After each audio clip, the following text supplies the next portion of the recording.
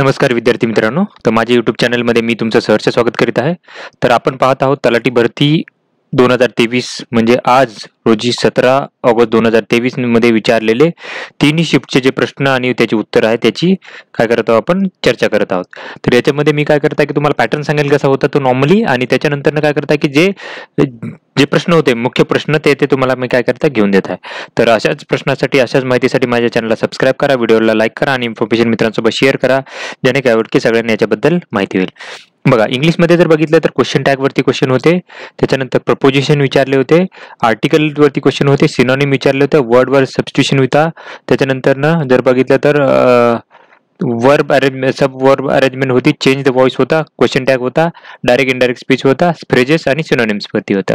मराठीमध्ये जर बघितलं तर प्रयोगवरती क्वेश्चन होता, समासावरती होता, वाक्यप्रचार होती, अव्ययावरती प्रश्न होता, त्याच्यानंतर समानार्थी शब्द, विरुद्धार्थी शब्द, विरामचिन्ह आणि मनीवरती क्वेश्चन होते. गणितात जर बघितलं तर बॉडमास होता, नफा तोट्याचे क्वेश्चन होते, काळ काम वेग होते, अंतर, पाण्याच्या टाक्यावरती प्रश्न होते, सरळ व्याज चक्रवाढ, सरासरी, वयवारी, नफा तोटा. त्याच्यानंतर जर हे या गोष्टी कॉमनच होत्या, या दोन्ही शिफ्ट मिळून मी सांगितलेलं आहे. शाब्दिक समीकरणे अशा टाईपचे क्वेश्चन होते. आणि बुद्धिमत्तामध्ये जर बघितलं तर सिरीज वरती क्वेश्चन होते. बघा, सिरीज म्हणजे नंबर सिरीज असेल, अंक, त्याच्यानंतर अल्फाबेट सिरीज असेल, त्याच्यानंतर तर्क आणि अनुमान आणि गटातनं बसणारा शब्द अशा टाईपचे क्वेश्चन होते. आता ऍक्च्युअल मध्ये बघूयात की कुठले कुठले प्रश्न विचारले होते. तर बघा की पहिला तर प्रश्न होता की नारायण गुरु यांचे कार्य कोणत्या क्षेत्राशी आहे.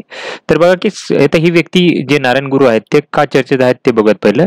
तरी काय केलं होतं की पंतप्रधानांनी काय केलं होतं की श्री नारायण गुरूंना काय केलं होतं, जन्म दिनानिमित्त काय केलं होतं, आदरांजली वाहिली होती, त्यामुळे चर्चेत होते. त्याच्यानंतर भारताच्या उपराष्ट्रपतींना काय केलं होतं की श्री नारायण गुरुदेव यांच्या कवितांचे इंग्रजी अनुवादन non many but one launch केला होता. आता त्यामुळे काय केलं की चर्चेतली व्यक्ती यांचं काम जर बघितलं तर यांनी जाती विरुद्ध काम केलेलं आहे.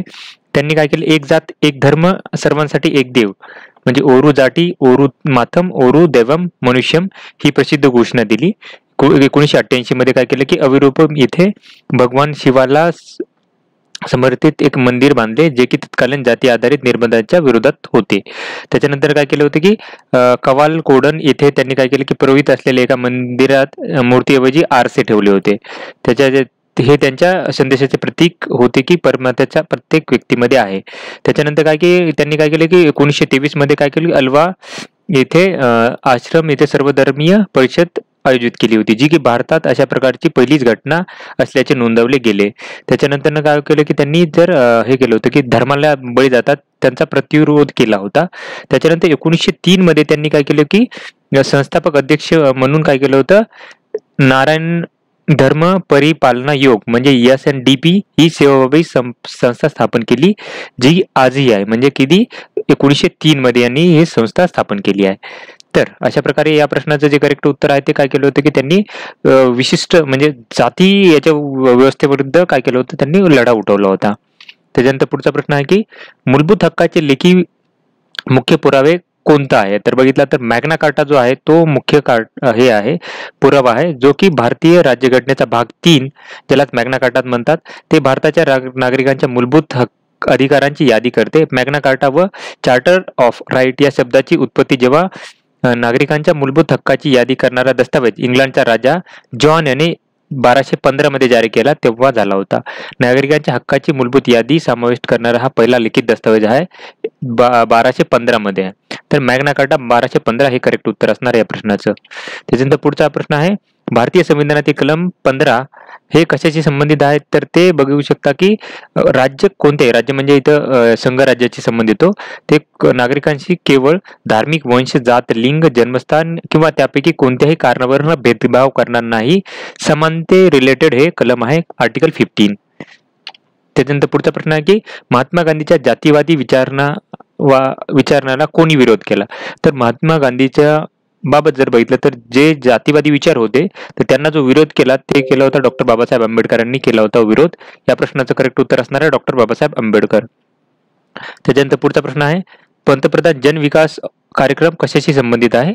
तर पंतप्रधान जन विकास कार्यक्रम ही योजना आहे जी ओळखले जाते अल्पसंख्याक एकत्रित क्षेत्राच्या विकासातील तूट दूर करण्यासाठी डिझाईन केलेला आहे. म्हणजे अल्पसंख्याकांच्या काय करण्यात येते याच्यामध्ये उद्दिष्ट हे केले जातात, पूर्ण केले जातात, त्यासाठी ही योजना आहे. त्याच्यानंतर PMJVYच्या आधी मंत्रालयाने बहुक्षेत्रीय विकास कार्यक्रम लागू केला होता. PMJY अंतर्गत अंमलबजावणी केलेले क्षेत्र जनगणना 2011च्या अल्पसंख्याक लोकसंख्येच्या आणि सामाजिक, आर्थिक व मूलभूत सुविधांच्या डेटाच्या आधारे ओळखली गेली आहे आणि त्यांना अल्पसंख्याक केंद्रीकरण क्षेत्र म्हणून ओळखले जाते. म्हणजे थोडक्यात जर पाहायला गेलं तर ही जी योजना आहे ती अल्पसंख्याक समुदाय आहे त्यांच्या चांगल्यापणाची, म्हणजे त्यांची ग्रोथ व्हावी यासाठी ही योजना आहे. त्याच्यानंतर बघा पुढचा प्रश्न आहे की सध्या भारतात किती ग्रीनफील्ड विमानतळ आहेत. तर सध्या कार्यरत आहे ती 11 विमानतळ. कोणकोणती आहे? दुर्गापूर, शिर्डी, कन्नूर, पांगॉन्ग, कुलबुर्गी, त्याच्यानंतर कर्नूल, सिंधुदुर्ग, कुशीनगर, इटानगर, मोपा, शिवमोगा ही 11 काय करत की विमानतळे सध्या आहेत. 11 सध्या चालू आहेत विमानतळे. करेक्ट आन्सर 11 असणार आहे. त्याच्यानंतर पुढचा प्रश्न आहे की महिला हॉकी विश्वचषक स्पर्धा 2021 मध्ये कोणत्या ठिकाणी झाली होती? ही झाली होती स्पेन आणि नेदरलँड मध्ये झाली होती. स्पेन आणि नेदरलँड कधी झाली होती? 1 ते 17 जुलै दरम्यान झाली होती. तर हे जे याचं पदक जे आहे ते अर्जेंटिनाला नेदरलँडने हरवलं होतं, तर नेदरलँड विजयी होता या सामन्यामध्ये. पुढचा प्रश्न आहे की 2022 मध्ये जी ही झाली होती कॉप 20 आय थिंक कॉप 27 ही जी परिषद आहे ती कुठे झाली होती असं विचारलं होतं. तर बघा ही जी परिषद झाली होती ती इजिप्तमध्ये झाली होती. कधी? तारखा जर बघितलं तर 6 नोव्हेंबर 2022 ते 18 नोव्हेंबर 2022 इथे झाली होती, जी आहे United nations climate change conference किंवा त्याला UNFCCC हे म्हणतात, त्यालाच कॉप 27 ही म्हणतात, जी की परिषद आहे की हवामान बदलाच्या रिलेटेड आहे ही कॉन्फरन्स. त्याच्यानंतर पुढचा प्रश्न आहे सुशी सुशांती ही महिला कोणत्या खेळाची आहे? तर बघा सुशी असं नाव आहे यांचं. ही इंडोनेशियन निवृत्त बॅडमिंटन खेळाडू आहे. तर त्यांनी काय केलेलं की एक महान खेळाडू आहे ते इंडोनेशियाचे आहे. तर ऍक्च्युली पाहायला गेलं तर त्या बॅडमिंटन खेळाडू आहेत. पुढचा प्रश्न आहे की G20 क्लायमेट चेंज परिषद 18 जुलै 2023 रोजी भारतात कुठे संपन्न झाली? तर ही झाली होती चेन्नई, तामिळनाडूमध्ये. तामिळनाडू ज्याच्यामध्ये चेन्नईमध्ये झाली होती. त्याच्यानंतर SNDT विद्यापीठाची स्थापना पुढीलपैकी कोणी केली? तर याची SNDT म्हणजे श्रीमती नाथीबाई दामोदर ठाकरसी या विद्यापीठाची स्थापना केली होती महर्षी धोंडो खर्वे यांनी केली होती. आणि ही जी स्थापना जी आहे ती केली होती 3 जून 1916 इथे स्थापना करण्यात आली होती. त्यांनी जे ऍक्च्युली त्यांचं जे म्हणणं होतं ते 1915 साली काय केले होते की इंडियन सोशल काँग्रेसच्या सामाजिक परिषदेमध्ये त्यांनी काय केलं भाषणातून पहिले तर कल्पना मांडली आणि त्याच्यानंतर 2016 मध्ये त्याची औपचारिक स्थापना झाली होती. पुढचा प्रश्न आहे की गोदावरीताई परुळेकर यांचे आत्मचरित्र कोणते आहे? तर गोदाताई परुळेकर यांचं आत्मचरित्र आहे जेव्हा माणूस जागा होतो. तर त्यांनी जर बघितलं तर ह्या ज्या होत्या त्या अखिल भारतीय किसान सभेच्या पहिल्या सहसचिव होत्या. लक्षात घ्या, महाराष्ट्र राज्य किसान सभाच्या स्थापना केली आणि त्या पहिल्या सहसचिव होत्या. त्याच्यानंतर केलं की ठाण्यातील वारली समुदायाच्या संघर्षासाठी त्यांनी काम केलं होतं. तिथे काय केलं होतं की 1945 ते 1947 काळात काय केलं की त्यांचे पती शामराव यांनी काय केलं की वारली आदिवासीचे विद्रोहाचे हे केलं होतं, नेतृत्व केलं होतं. आणि त्यांचं जे पुस्तकाचं नाव आहे ते जेव्हा माणूस जागा होतो, the waking of the man या पुस्तकाचं नाव आहे. त्याच्यानंतर पुढचा प्रश्न आहे सत्यप्रकाश हा ग्रंथ कोणी लिहिला? तर सत्यप्रकाश ग्रंथ हा लिहिला स्वामी दयानंद सरस्वती यांनी लिहिलेला आहे. त्यांचे जर बघितलं तर 12 फेब्रुवारी 1824 ला जन्म झाला. त्याच्यानंतर चळवळ जर बघितलं तर त्यांनी आर्य समाजाची स्थापना केली, शुद्धी चळवळ आणि वेदांताकडे परत रिटर्न ही त्यांनी. त्याच्यानंतर धार्मिक हिंदू धर्माशी रिलेटेड आहेत. प्रकाशने बघितले तर सत्यार्थ प्रकाश ग्रंथ आहे त्यांचा.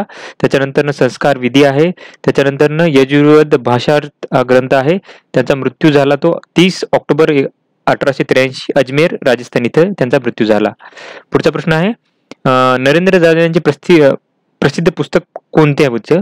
तर खालील एक उत्तर होतं की आमचा बाप आणि आम्ही हे होतं. तर बघितलं नरेंद्र जाधव जर बघितलं डॉक्टर नरेंद्र जाधव हे भारतीय अर्थशास्त्रज्ञ, शिक्षणतज्ञ, लेखक आणि समाजशास्त्री होते. ते रिझर्व्ह बँकेचे आर्थिक सल्लागार होते, मुख्य आर्थिक सल्लागार. त्याच्यानंतर अर्थशास्त्र आणि ललित साहित्य तसेच सामाजिक विषयावर मराठी, हिंदी आणि इंग्लिश भाषेत त्यांनी लेखनही केले आणि ते नियोजन मंडळाचे माजी सदस्य होते. आता त्यांची पुस्तक बघू शकता, युग प्रवर्तक महामानव डॉक्टर बाबासाहेब आंबेडकर. त्याच्यानंतर प्रज्ञासूर्य डॉक्टर बाबासाहेब आंबेडकर. प्रज्ञा महामानवाची पुस्तक आहे. प्रज्ञा महामानवाची लसावी माझ्या समग्र अभिव्यक्तीचा.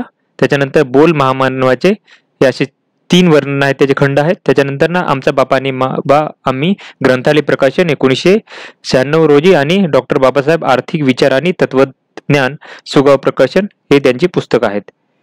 त्याच्यानंतर पुढचा प्रश्न आहे की विटामिन एच्या कमतरतेमुळे जास्तीमुळे कोणता रोग होतो असं विचारलं होता. तर विटामिन एच्या जास्ती प्रमाणामुळे काय होतं की दीर्घकाळ जर जास्त झालं तर केस खरखरीत होणे, केसांचे गळणे, त्याच्यानंतर तडे गेलेले ओठ होतात, कोरडी, त्याच्यानंतर खडबडीत त्वचा होऊ शकते आणि मोठ्या प्रमाणात जर डोस केले तर यकृताचे नुकसान होऊ शकते. त्यामुळे गर्भाशयामध्ये जन्मजात दोष देखील होऊ शकतात. त्याच्यानंतर पुढचा प्रश्न आहे की स्वराज्य शब्द सर्वप्रथम कोणी उच्चारला. तर याचा करेक्ट आन्सर असणार आहे दादाभाई नौरोजींनी. तर दादाभाई नौरोजींना भारताचे ग्रँड ओल्ड मॅन असेही म्हणतात. त्याच्यानंतर भारताचे अधिकृत राजदूत म्हणून त्यांना ओळखले जाणारे एकमेव राजकीय व्यापारी आणि विद्वान आणि लेखक होते, ज्यांनी 1896 पासून भारतीय राष्ट्रीय काँग्रेसचे दुसरे, 9वे आणि 22वे अध्यक्ष म्हणून काम केलं. त्याच्यानंतर पुढचा प्रश्न आहे वंगभंग चळवळीचे नेतृत्व कोणी केले. तर वंगभंग चळवळीचे नेतृत्व आहे ते सुरेंद्रनाथ बॅनर्जी यांनी केलेलं आहे. तर ही चळवळ आहे 16 ऑक्टोबर 1905 रोजी लॉर्ड कर्झनने केलेल्या बंगालच्या फाळणीच्या विरोधात केली होती.